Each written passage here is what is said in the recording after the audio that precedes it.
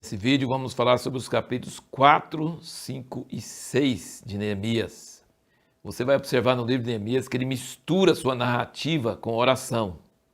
Ele ora, relata o que fez, ora, fala para Deus lembrar dele. Ele era um homem prático e emotivo. E é interessante você notar que ele fez toda essa obra de reconstrução dos muros no meio de muita oposição, muito perigo, muita dificuldade. E veja como começa. No capítulo 2, no versículo 19, ele diz o seguinte: o que ouvindo Sambalate, o Horonita, e Tobias, o servo Amonita, e Gesem, o Arábio, zombaram de nós, desprezaram-nos e disseram: que é isso que fazeis? Quereis rebelar-vos contra o rei? Então lhes respondi: o Deus do céu é quem nos fará prosperar, e nós, seus servos, nos levantaremos e edificaremos, mas vós não tendes parte, nem direito, nem memorial em Jerusalém. Começam com desprezo mais light, mais leve. Aí quando vê que o negócio está ficando mais sério, aqui no capítulo 4, versículo 1, ele diz: ora, quando Sambalate ouviu que edificávamos um muro, estava todo mundo construindo um muro ao redor da cidade todinha, como nós vimos no outro vídeo, ardeu em ira, indignou-se muito, escarneceu dos judeus. Então continua zombando, mas uma zombaria um pouco mais forte. Falou na presença de seus irmãos do exército de Samaria, dizendo: que fazem esses fracos judeus? Fortificar-se-ão? Oferecerão sacrifícios? Acabarão a obra num só dia?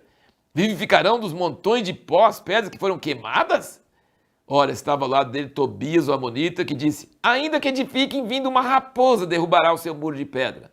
Então zombavam, criticavam, ficaram irados. Aí Neemias ora: ouve, ó nosso Deus, pois somos tão desprezados. Faz recair o opróbrio deles sobre as suas cabeças.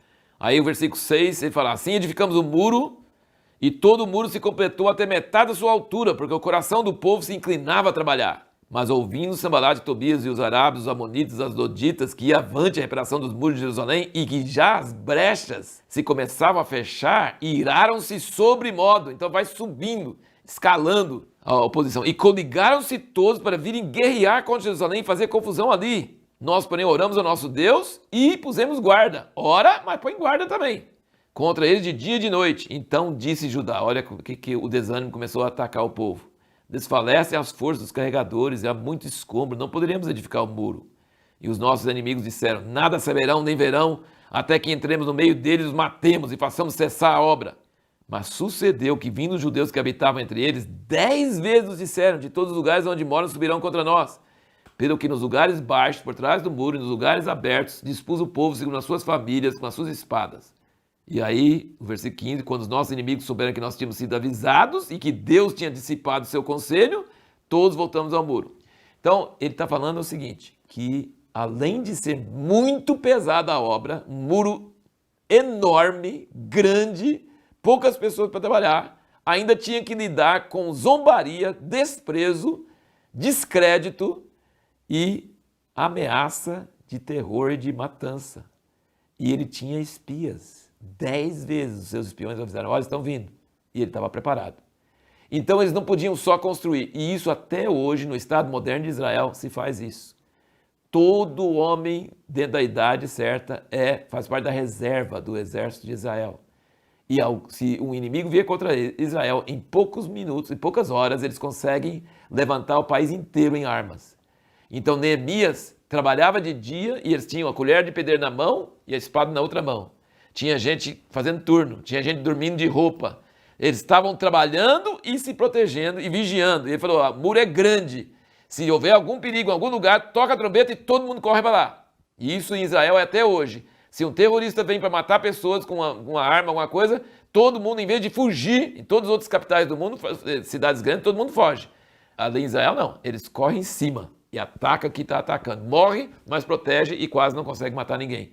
Então Israel até hoje tem esse negócio. Ora, e tem um exército forte. E foi o que Neemias fez. E ele tinha que lutar contra inimigos internos e externos. Pessoas coligadas, pessoas de dentro e pessoas de fora. Muito difícil, gente. Muito difícil. E eles também mudaram de estratégia. Já que não podia atacar ele e fazer emboscada, porque tinha espias, 10 vezes avisaram ele.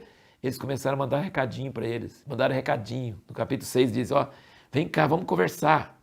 Mas eles tentavam fazer ele mal, fazer mal a ele. Aí mandaram ele esconder dentro do templo. Cuidado, cuidado, vai dentro do templo. Eles queriam que ele pecasse contra Deus. Ele discerniu que era tudo errado.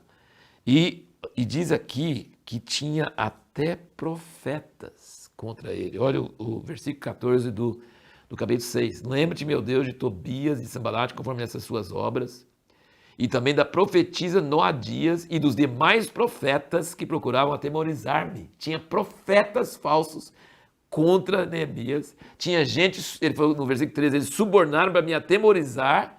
Então eles usavam armas explícitas de ameaça e também usavam suborno, conspiração, conluio. Eles usavam todas as armas. Mas Neemias não desanimou, continuou. Ele ora sempre. Versículo 9, mas agora, ó Deus, fortalece as minhas mãos. E ele conseguiu um milagre dos milagres. Versículo 15 do 6, acabou-se, pois, o muro aos 25 do mês de Elul em 52 dias. Quando todos os nossos inimigos souberam disso, todos os povos que haviam em redor de nós temeram e abateram-se muito em seu próprio conceito, pois perceberam que fizemos esta obra com auxílio do nosso Deus. Isso é uma história, tem muitas lições para nós, muita coisa que eu não estou falando, mas você pode ler, meditar, muito maravilhoso esse livro de Neemias. Agora, respondendo à pergunta que nós fizemos no outro vídeo, como se deve combater a corrupção no governo, é o capítulo 5, que nós não comentamos até agora. O capítulo 5, ele percebeu que os nobres e os governadores dele mesmo estavam oprimindo os pobres, oprimindo o povo, estavam subjugando para a escravidão. Estavam com corrupção, vivendo maior boa e o povo na miséria. E ele falou assim, nós estamos tentando lutar para libertar nossos irmãos que estão na escravidão dos outros povos e vocês estão escravizando os que estão aqui? Que absurdo!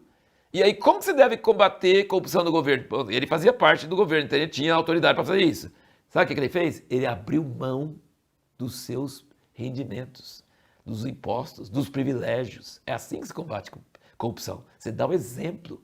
Você mesmo abre mão dos seus direitos a favor dos pobres. Ele fez isso.